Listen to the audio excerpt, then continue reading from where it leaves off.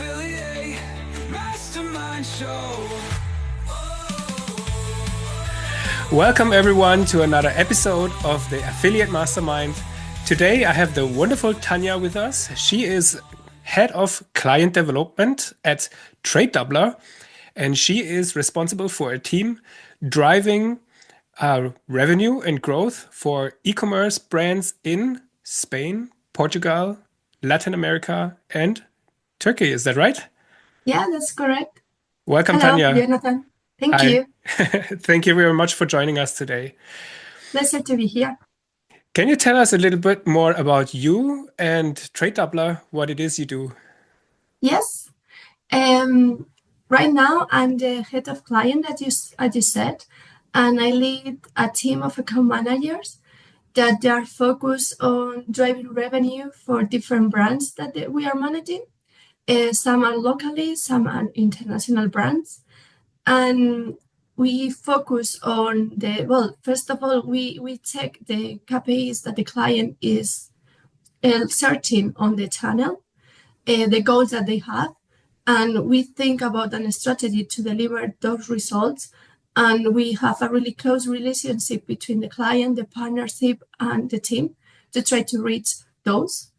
And as the lead of the team, one of my main focus is to try to connect the dots between the client goals, marketing trends, and the partners that we work with to try to set up a growth strategy that is profitable for the client and make progress. It's not just a one-off campaign, so we look into a long-term relationship where the client can see a growth, an improvement on the results. For the long term. I like that very much. So what type of clients is it that you work with? You said local clients. Is it small companies or is it like national companies, but in one geo? Can you tell us a little bit more? Yeah, sure.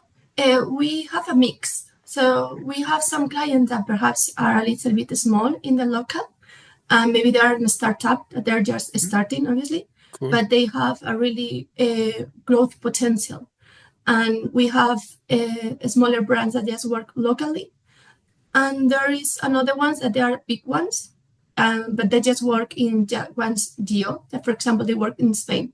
Well, we classify local clients, the one we manage since the office I'm working from, that is Madrid.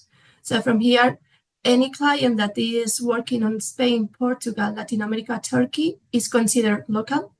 And if they are opening another market, for example, Germany, that could be international client. So that's the mix of clients that we have. And the portfolio is very variable. So we have tech companies that are really well known. We have travel brands, fashion, of course, that are really well known too.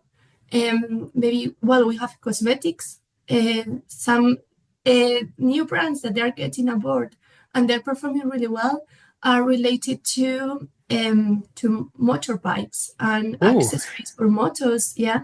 Nice. And renting to I think how it's called. It's like a motorbike, but you have the handle to ride it, and you can you have that in every city, so you can. Are the e-scooters? Yes, that's the one. Oh, nice. Thank you. So we have brands for that too. Yeah. Oh, okay. So they and how would you as an affiliate promote that? Like how does the CPA work for that? Well, that's our eternal fight or argue with client because sometimes the commission is too low for that. So we try to always work with a mixture of partners type. Because if the client, we always advise to the client to open hands with that.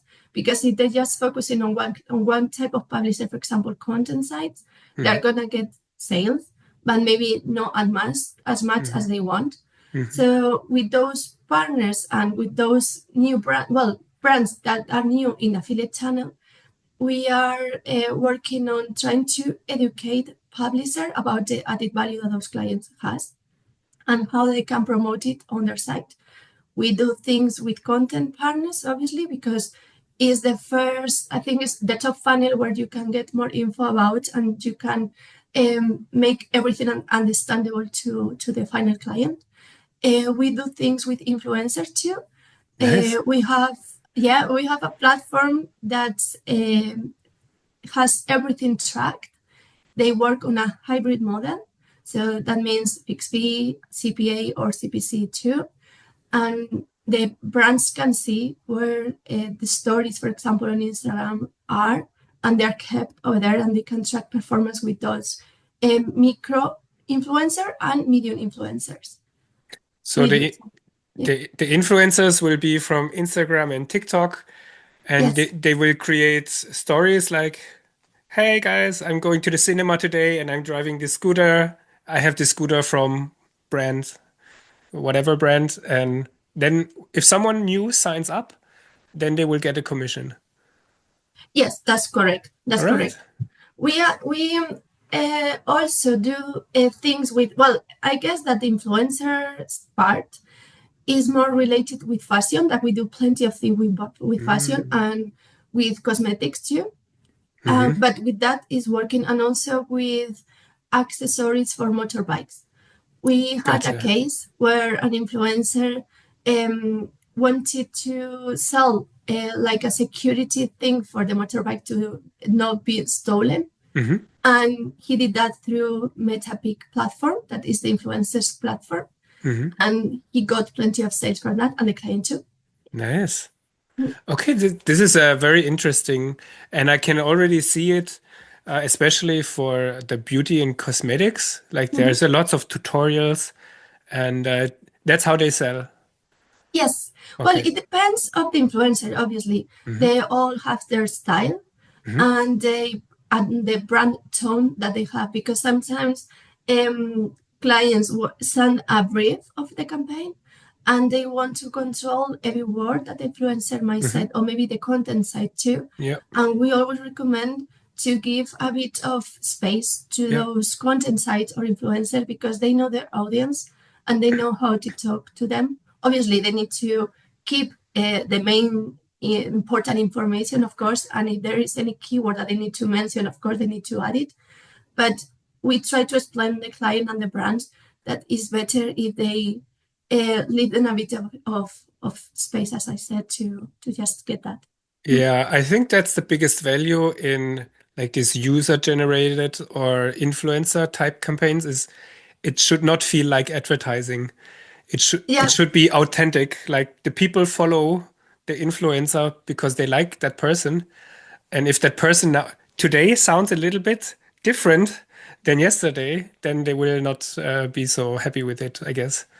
Totally. Actually, I was in an event last week, I think, a performance marketing leaders event that we organized, and the round table it was about this topic. And one of the brands said that at the beginning they tried to control everything that the influencer said, but once they realized that it was working better when the influencer didn't do it that way. And since then onwards, they send like a small brief of the important stuff that they need to include. But then it's the influencer who create the content, and they're getting better results since then. Oh, perfect. That's the most important part as well. Yeah, it Okay. is. Amazing. And your job in client development, is that always between the team you have with affiliate managers? They are day to day working with influencers and affiliates, and you are communicating with the brands and bringing it all together, or how does that work? Yeah, the partner marketing department is divided in two. We have on one side the publisher department, where is my colleague Alejandra, and she manages with her team the relationship with every publisher that they have. They Yes. have a really close relationship. They have QBR meetings with them to take results. They have mostly a daily basis conversation with them to try to see in what programs they are working, what ones are missing, what can be improved, and what is working well so it can be optimized. And on the other side is my team. We manage the client relationship. So we have in our market around 200 and so programs, different verticals. Those are the client side, and account managers manage the relationship with the clients. So they are like link between the client and the publisher. So any account manager with the portfolio have weekly recurrent calls with the client. They obviously talk by email. They have meetings, and they work together with the client to create a strategy focus on performance, and also to impact the different parts of the funnels, because affiliate market is not just a traditional affiliate marketing channel where it's all low funnel based CPA, poor CPAs. Now there are a mix of things, so you can impact the user on the top level with the content side that perhaps is not get you so much sales, but is getting you brand awareness, and that will help you to go to the down to the funnel to get the rest of the sales as well. So they work not just with influencer and content. My team work with cashback sites, coupon sites, so networks, user-generated content, also with CSS partners. We have some cases where we work with PPC activities with some publishers too. Obviously, everything is agreed with the client before doing anything. We have with all type of publisher categories that you can imagine, we work with. That's amazing. As long as compliant as well. Yes. Of course. Now, Totally. yeah, awesome. So how is the Spanish-speaking market, for example, different than, for example, USA market? Yeah. For example, in our market, one of the main categories on the publisher side are the CCS partners. While in another markets in Europe or America, maybe it's the cashback side that are the top one publisher. They do CSS, but it's not the top publisher. So for example, in Spain, I just collect some figures. For example, in Spain, we have CSS, influencer, and cashback sites as the top three categories for the whole portfolio of clients that we have. And in UK, for example, is cashback. In Germany, is cashback as well, the top category, for example. Then you have content and coupon codes too. And some networks are a big one as well in US. Networks? Sub-networks, yeah. Sub-networks. Gotcha. Okay. So the cashback sites, for example, that means that if I would buy something from them, they will get a commission from you, but they will also give me some part of the commission back. Correct. Okay. Yeah, they split the commission with you as a user. With you as the user. You need a lot of traffic maybe to get that. So this is maybe not something that a beginner can do. Well, a beginner may not do it, but it depends on the traffic that you get, or maybe the potential that you have. Maybe at the beginning, if you are a small brand, it's going to be hard to get that because maybe they ask you for a fee to integrate the brand on their site. But that fee also includes some visibility and exposure. So you can you can just see the numbers and see if it's worth it or not. But maybe, yes, you need to have medium, large traffic on your website to go to the cashback sites. Yes. And also thinking about the margin. Well, the margin is something that you need to look at if you want to start affiliate marketing in with any category, because sometimes a small brand, they don't control that much the margin, and maybe after 3 or 4 months is not profitable for them because they didn't see at the margin in the time what they need to offer the commission to the publisher. That's something they need to look at first. Do those advertisers sometimes understand that? I mean, they are smart people, but sometimes the first customer acquisition is the most expensive. Yes. And that's also why the commission should be high enough for the affiliates and publishers to promote it. So the profit will come later with the lifetime value. Is this something that is always a piece of the commission? So that they say, for example, the commission is 100 euros and then they break even. Are the publishers or the advertisers happy with a deal like this because they know all the other sales there will be profits, or will they always try to have a smaller payout? Well, good question.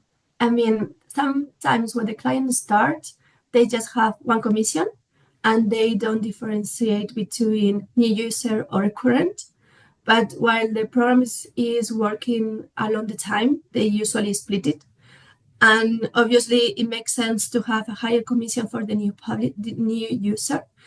But in some cases, it's not well received for some type of publisher. For example, a cashback or a coupon code, that they are more focused on the performance base, and they are the one who usually finalize the purchase, and they are gonna get a lot of recurrent sales.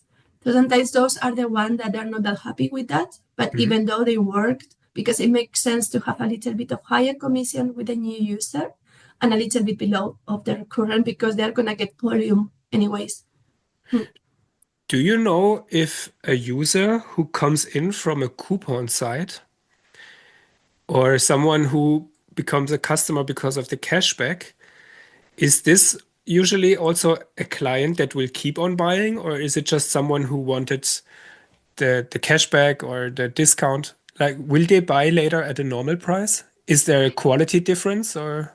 Yes, for example, with a cashback site, the quality of user that they have on the database is really good, because Oh, nice. they are recurrent publisher, and also they used to have like a medium, how do you say, the income that user gets is like a median average. So the basket, the average basket would be higher on the cashback site. With the coupons, they have recurrent sales, but it's a bit different because the user is searching for a discount, and it's an instant discount. So the user is a bit different of the cashback site, because the cashback site every time you purchase through them, that money is automatically going to like a virtual purse that you have. You need to keep buying in order to get more money to get you in your bank. So you are a more loyal customer, I think. Yeah, because you can get more back. Yeah. That's true. That's true. That makes And sense. once you are there, the user that are, for example, on the cashback site, because you need to be registered, you search for the brands in there. And if, for example, you are searching a brand that is not that, but there is a competitor that it is, perhaps the user is going to buy on the competitor because it's a cashback user. So they rather prefer buying a brand that has some cashback for them than a brand that doesn't have anything. And for the publishers, it's also good because they will build their own brand as well. So they will also be loyal to the cashback side. Yeah, totally. Yeah. So win-win. We win, yeah. Yeah, that's the best one. Yeah. That's the word we like the most in digital marketing, win-win. Exactly. Yeah. And the customer also gets cashback. So it's three wins. The publisher gets the the commission, the user gets the cashback, and the advertiser gets a new client. Yeah, that's perfect. Three win. Yeah, that's a triple happy Triple thing. win. Yeah, triple win. Yeah. Okay. Tania, you have been in this industry for 10 years now. Yeah. Why did you start in marketing?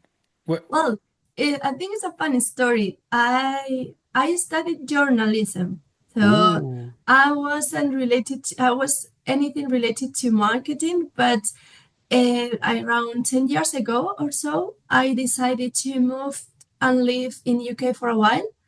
And I lived in Birmingham for almost 4 years, and to improve my English over there. And I was working as a copywriter, and I think I found that job Nice. because of my journalism background. And the company thought that I could be a good copywriter, so I started working on that. But after 6 months, the contract ended, and I wasn't sure what to do next. And a friend of mine, when you live abroad, you do like a kind of community with the people from your country. Yeah. So one of that girls, it was a friend of a friend. She was working for Tradedoubler, and she was leaving her position because she was moving back to Spain. And they recommend me to apply for that job, and I didn't hear about Tradedoubler before. So I went to the interview, and I love the atmosphere, the people. Hmm. It was a multicultural Yeah. environment because it was the central offices at the time. So it were Italian, German people, friends, everyone was in there. And it was a really collaborative environment. So as soon as I did the interview, I thought, I need to be in here, but they didn't call me back. So I was doing several interviews and I got another job as a copywriter. But then when I was starting working on that company, Trader called me and said, the position is yours. So it was the first time that I had to decide in a week that I just started a job. And I said to them, sorry, I need to leave because another company have offered me a job. And that's the company that, I don't know, don't ask me why, but I had a good feeling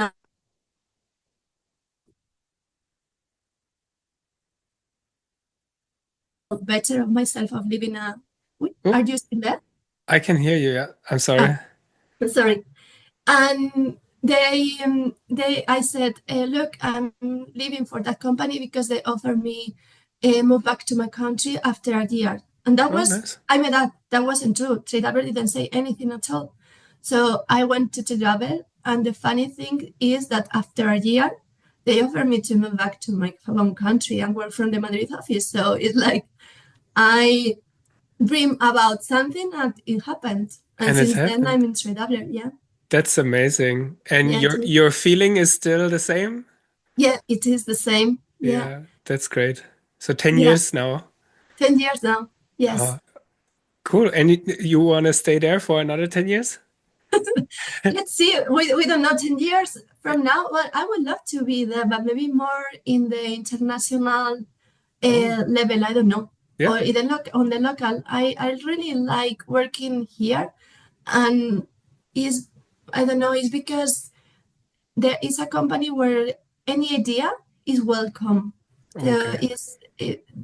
There is not any. I'm not feel afraid of talking loud talking loud, no, of talking of any idea or suggestions Hmm. or improvement that you think can work for the company. They're always hearing everything, so that's a good thing to know That's about a company. Mm. absolutely a very, very good thing. Yeah. So, and 10 years in online marketing in the digital world is like 100 years in the normal world. Yes, I totally agree. Yeah. Do you remember how it was when you started? And how did it change, like the entire process from, I don't know, from 10 years ago and today? Yes, I think 10 years ago, it was more like a way of a traditional affiliate channel, that it was more or less the brand were seeing affiliate marketing as a cheap traffic source and a coupon code site. Okay. Because anytime a brand were coming abroad, they always said, I don't want coupon codes. I know that everything is coupon codes, blah, blah, blah. And since that time to this one, the channel has evolved a lot. You can have the whole strategy divided by different categories, type of publishers Mm, that can cover the whole funnel of conversion. And mhm, also, right now, there are some brands that use affiliate marketing as a learning to implement on the rest of their strategy. Because with affiliate marketing, they can see if an offer is working, if the ad is well perceived by the clients, if the how a new product launch, for example, is working, because it's like a more easy and quick channel to yeah. test stuff, I suppose. Yeah, fantastic. And also influencers, they Yes, didn't I mean, they probably did exist 10 years ago, but not with not like today with micro influencers and everyone. totally. And Yeah. also tech partners, for Tech example, partners, yeah. Apps, retargeters, yeah. basket recoveries, Yeah. and Oh yeah. maybe publishers that are specialized on CPI campaigns or Hmm. in-app tracking, in-app publisher too. Yeah. So it's more like a cross-device channel and Hmm. also different touch points for the user. So you can cover everything in affiliate marketing right now. Absolutely. What I personally also love about the affiliate marketing business model, and I mean, all my friends are either affiliates or media buyers, or some of them they run a traditional marketing agency. And with the traditional marketing agency, you get a flat fee every month, like $5,000, and for that money, you have to do some marketing work. But for the client, they will never know if they will make a profit because they pay for the work, I would say. You know, the result is never guaranteed. And for the performance marketing publishers and affiliate marketers, they do not get paid like this fixed fee. So they really have to focus on the performance. And but when they make a sale, they will get a commission. And if they are really good at this, then they can make like hundred thousands and millions of dollars a year for the same job that the traditional agency does. But it's amazing because the brands they will only pay for the real result and not for the work. And as a reward, the affiliates will get all the upside as well. Yeah. So I can totally see why brands prefer affiliate marketing now more to test new offers because this is where the performance has to happen. Yeah. If they would just give $1 million to a traditional marketing agency, they will just create some ads, they will show all the impressions, but maybe zero sales, right? Yeah, I totally agree. That's something that I always argue about, that in affiliate marketing or performer marketing, brands are so focused on results. Hmm. And if a publisher or maybe you as a network are not getting the results, they get mad. And I always think, okay, and when do you have that ad on the street? How many users purchase for Yep. seeing that ad? You Yep. cannot see that, you cannot track. However, you can track that on the affiliate channel, even Hmm. though, as you said, you are not paying for the work that they did. You are just paying for the performance. So perhaps we need to find in the future a happy balance where those Hmm. publishers are also paid for the work they do. Maybe not as Yep. an ad on the street, but Yep. just reward them for all the things that they are doing that you can track and you can see that the results are there. Yeah. Yep. 100%. Mm. So is this maybe one of the opportunities that you see for publishers and affiliates?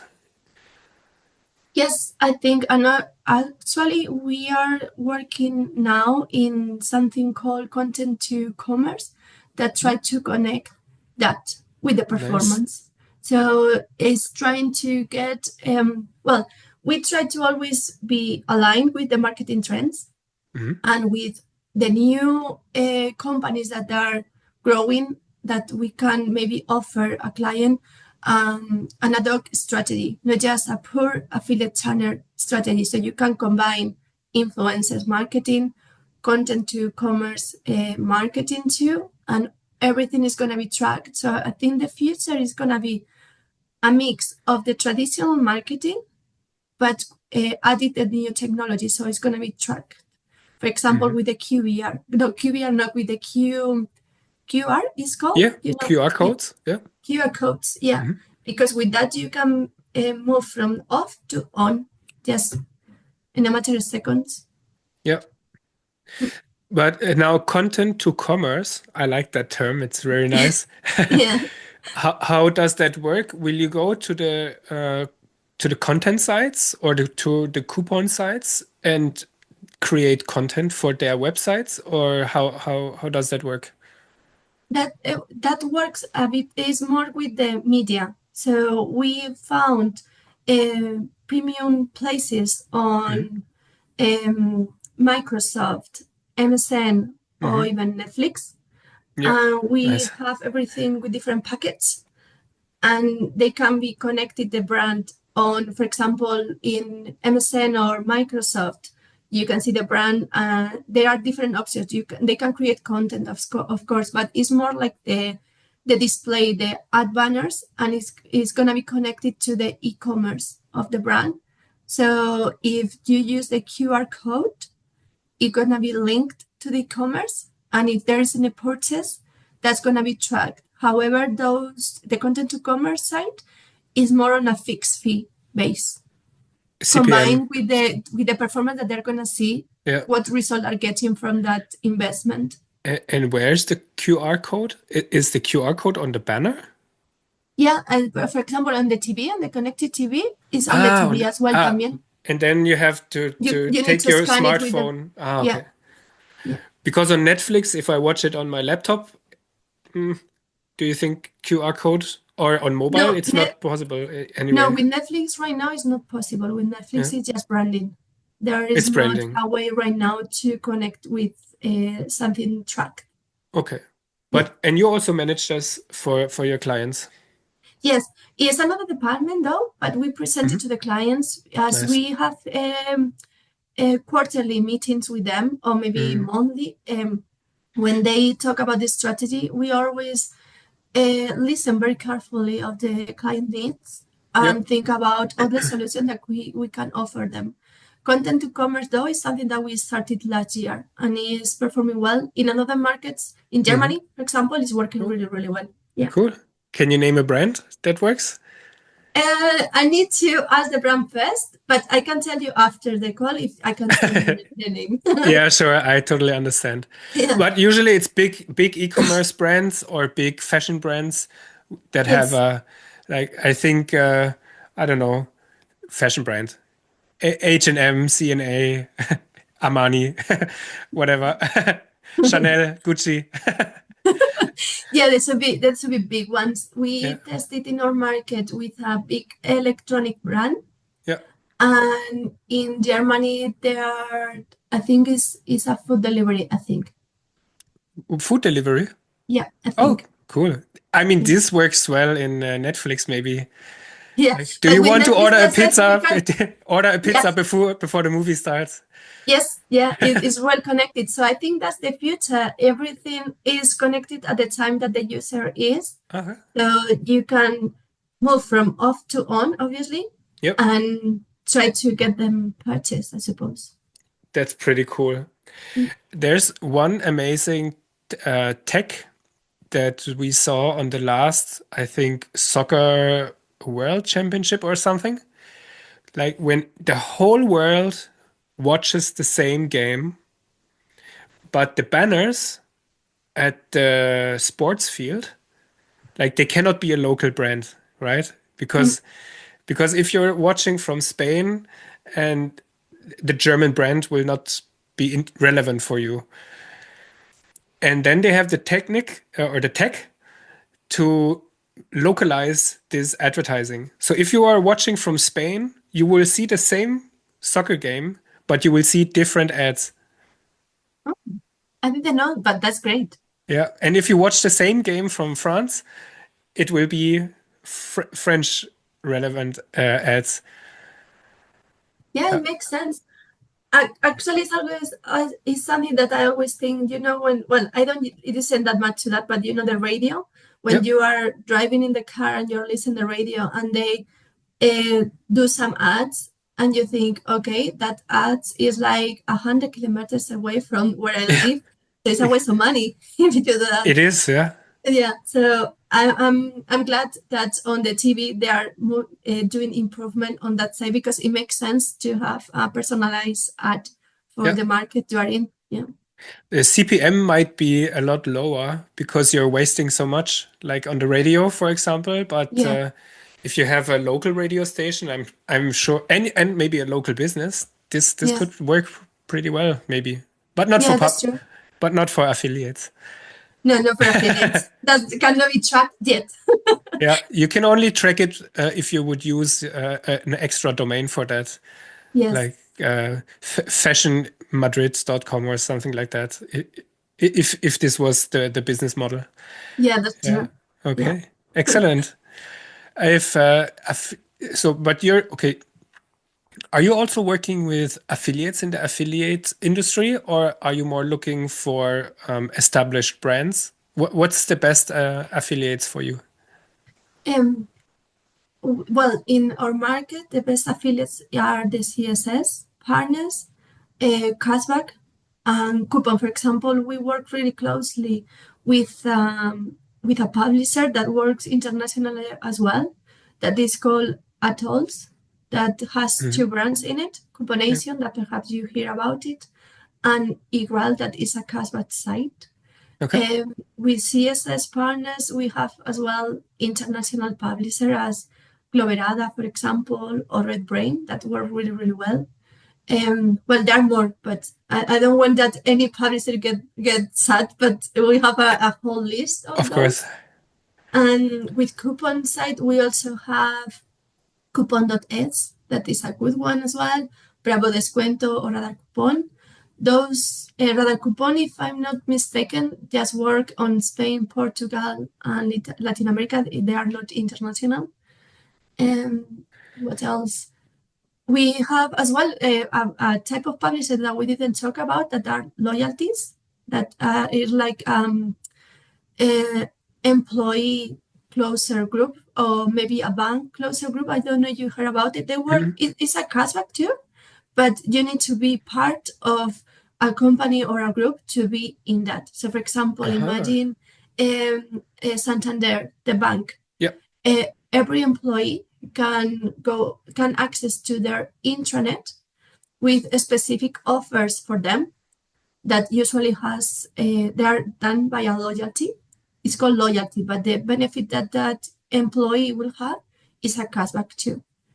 The Nice. difference between the cashback is that the cashback site is an open space where Yeah. anybody can register themselves.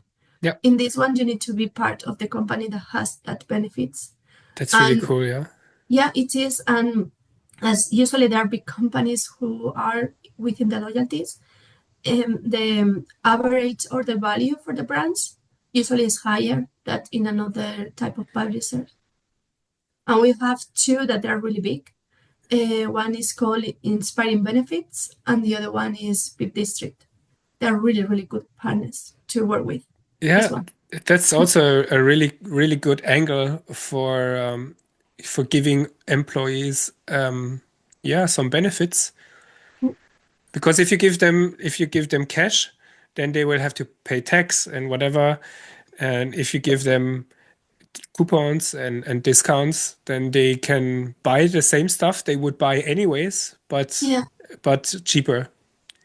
yeah, totally. Yeah, And they feel that they are well rewarded on their yeah, company because they are having something special for them. absolutely. Yeah, I like that idea. Is that yeah, popular in Germany? I think so. Yeah, Yeah, yeah. I great. can search for a name for you if you want, but I think they are spread around Europe. Yeah. Yeah, okay. We also have in Spain a publisher called Waylet that is from Repsol. That is a mixture between, well, it's a cashback, but they can use the card for paying different places, Yeah, and they get more rewards on top of that. So they're like accumulating points or money and you first can. time they use it. What can you do with the points? Second, What can you do with the points? well, I think it's not the point. It's money again. So, for example, Ah, okay. you put petrol on your car, Yeah, pay with that card, yeah, and maybe 3 cents for every euro that you spend, maybe is going to your card as a nice. reward. And then if you purchase online in the brands that they're working with, you get that reward too. Yeah. That's a really cool angles. You mentioned now a few times that affiliate marketing can have the entire funnel from Mhm. awareness to conversion. Yeah. The coupon sites and the cashback sites, where in this funnel are they? I mean, I think they are in different parts. So, for example, the coupon codes and the cashback are usually on the conversion side. Yeah. However, if you are part of the community, especially the cashback site, they send newsletter to their user database. So Okay. perhaps they are reaching to customer that you wouldn't have anyway because they are cashback site user actually. So they can be on the top of the funnel too as an awareness of the brand. Yeah. So if I would make a business out of this, and then let's say I would start my own cashback site or coupon site, whatever, I would just create a landing page or an app.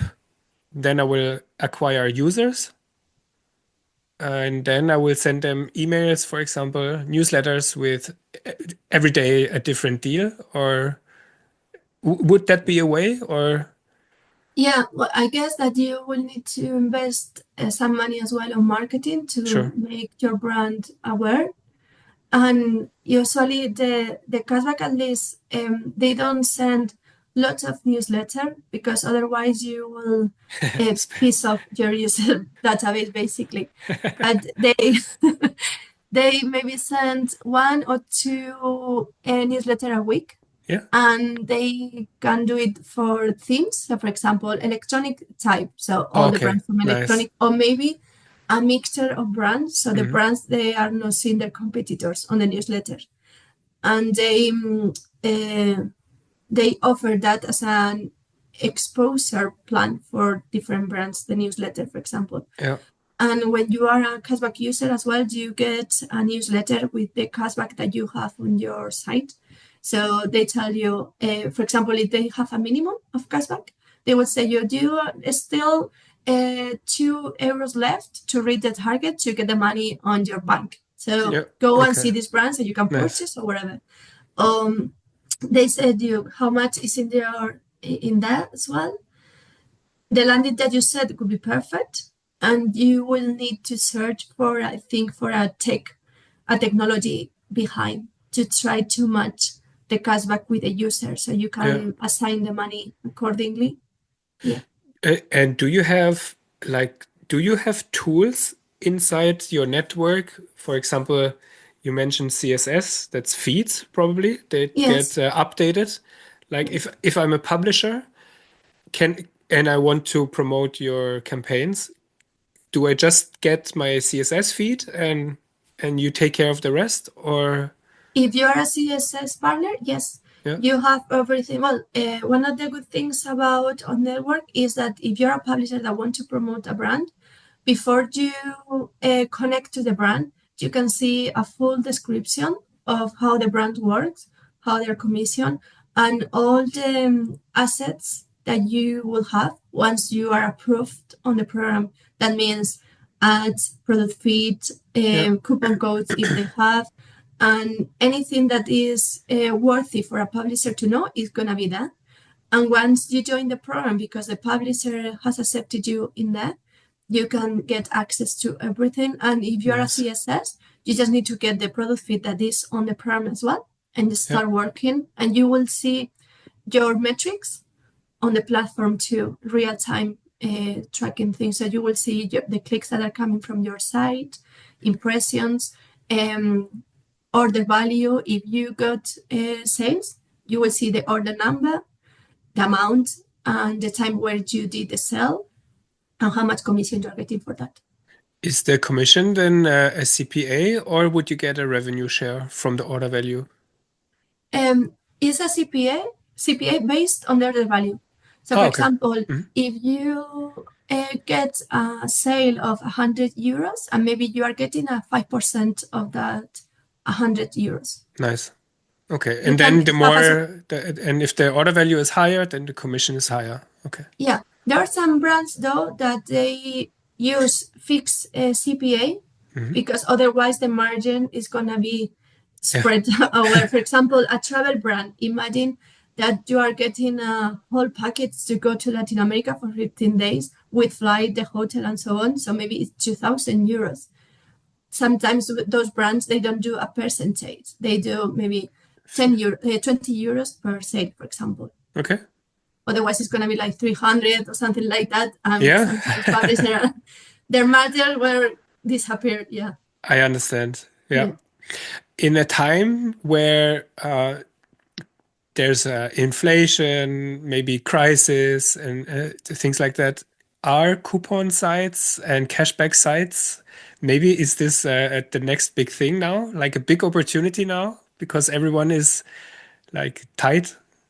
Yes, that's a big opportunity. And also the brands that are working with credits, Oh, when like, there's inflation, credit brands get they are like they are growing everywhere. That's what I was thinking. but do you mean now brands that offer to buy something on a By credit? credit, On yeah. credit. So like I can buy 500 euros of fashion, but I don't have to pay 500 now. I can pay on a credit. Yes, that's Ah, correct. okay. Is that So popular right sometimes when now? there is inflation or there are Yeah. problems in the economy, Yeah. those brand works. Yeah. That's it. I don't work with them because it's another department, but you Yeah. can see that they are appearing. And when I worked in UK at Tradedoubler, that happened as well. That's super cool. Sounds like a Yeah. great opportunity. Yeah. And people also they enjoy saving money. Also when times is great. I mean, if you buy, I don't know, if you buy this microphone and you can buy it with a cashback, then it always makes sense to buy it with the cashback. Yeah, it's like as a user, you feel like, yes, I did a really good purchase because I got some money back Yeah. from that. So it's a long-term reward that you're gonna get. It's like there are two different type of customers on that side. The one that they are looking for the long term, so Yep. you are like saving money for maybe 3 months time to get it back. And the ones that they want the money instantly, that those are the ones that use more the coupon site because they have 10 euros discount right now. Right now. Okay. Like Groupon was probably one of the biggest sites that did it. Yes, Groupon is another good one. Yes. Yeah. Do you work with them? Yes, we do. We do. Okay. And I think it's if I'm not mistaken, it's an international site as well that is working well Yeah. globally. Yeah. Yeah. They have also a lot of local deals. So if you Yes, live somewhere in a big city or close, then there's a good chance that you will get a good deal. that's true. Now, what can affiliates learn from the marketing from big brands? Is there something that they do different than us, aside from having more budget? Um, the big brands. Well, I think affiliates can learn that big brands need everything measured. They need to, for example, if you want to get a CPA increase, for example, the brands are gonna ask you how many sales are you gonna get in return for that commission increase. So they like to have everything under control and have some estimation of the results that they're gonna get for the investment they are doing. Yeah. So sometimes there are publishers that is hard to get a metric from them, and it could be worth it to try to maybe get some maybe Excel table or Google Doc table where you can have, I mean, if in an average month I get 10 sales, if you get me 2 point more CPA increase, I can get 20, for example. So Okay. you can share that with the client. But we always recommend to don't be like 100%. I mean, you said I'm gonna get 20 sales. 100% sure. No, you cannot do that because probably you're not gonna get them. But you are gonna try to get all the strategy in place for that brand to reach those target sales that you want to bring them. try to keep the CPA in the long term too. So what I understand is that bigger brands, they focus a lot on what they get from their investments. So they are very data driven. They Yes. don't they make their decisions based on data and information and not just based on emotion. Correct. Right. They Yeah. are looking all the time the ROI, Yeah. the ROI all the time. Exactly. And if you are a publisher and you ask for an increase before you even start, maybe that's not a good move because you don't have data. But if you work with them 1 or 2 and 3 months with a consistent performance, then maybe you can talk to them. But now you have results and then they can make a decision based on that. Yeah, totally. That's Okay. the good way of working. Yeah. Okay, Yeah. excellent. Now, for those publishers and affiliates who would like to work with you, maybe become a partner on Cashback, on coupons, or CSS, what's the best way to reach out to you? They can go, well, either to my LinkedIn profile. Yeah. So it's Tania Prieto Pérez. And I can help them go with the right person or maybe help them myself. It's depending on the requirement that they need. And also they can go to our website, tradedoubler.com. And there are like different tabs on top. So they just Yep. need to click on publisher Mhm. and read the information that is there, and they can register on our web. And for example, if you're working for Spain or for Germany, you can filter by the market that you want to work with, and you can see the program directory that are currently on that market. So Yeah. you know which brands are, and if those brands are the one that you like to work with, you can register on the platform. Mhm. And once you register, a publisher team will verify your site. That is a part of a network quality that we have in place. Of course. And once it's verified, you can start applying to the clients that you want to work with. So you will be always in touch with the program's affiliate manager or with an affiliate manager from Tradedoubler. Yes, you could be. Yeah, you could be with the public. If you're a publisher, you're gonna be anybody on Tradedoubler from the publisher team will help you go Okay. through with if you have. Well, there are a lot of there's information in place that you can read, and they can help you to maybe place. Yeah. Well, one thing that I forgot to mention for the new publisher, not just the CPA increase.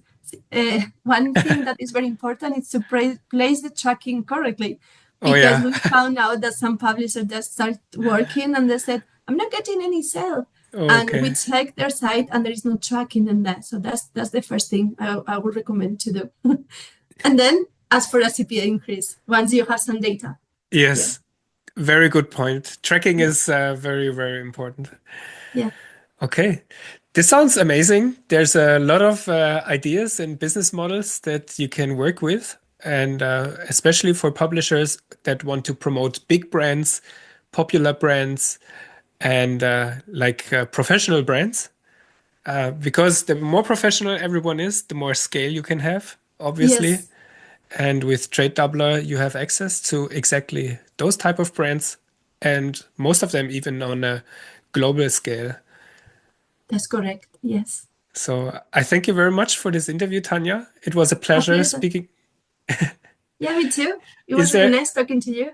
yeah, likewise. Are there any last words you want to share with our audience? No, just saying that affiliate marketing is a really amazing channel that if you get involved, you will keep learning day after day, because the digital market is super fast and affiliate marketing maybe is even faster than that. And every new company or maybe technology that is in the future probably is going to have some space on the affiliate channel. So it's a really good channel, as I said, that sometimes is undervalued among the other channels that you can use in digital marketing. So I'm super fan of affiliate marketing. Yeah, So, and it's yeah. only going to get bigger in the future. Yes, I think so. That's awesome. Thank you very much. Thank you very much.